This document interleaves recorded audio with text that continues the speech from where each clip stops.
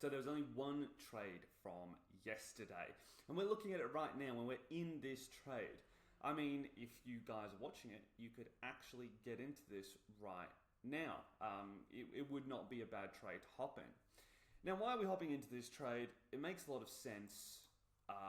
We've already been going down for quite some time. It's got nothing to do with strategy, but it's nice and bearish. All right, we already had another good sell that we've already profited on from this pair just a few days ago. And now we have this one. We've got a lower low over here and a lower high over here.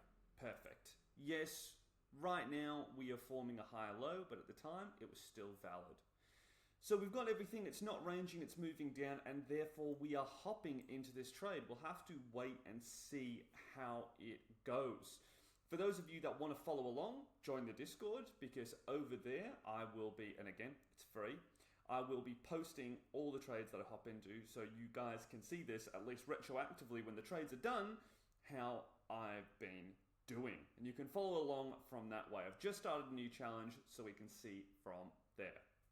All right, guys, I'll see you in the next one. Let's see what can happen. Bye.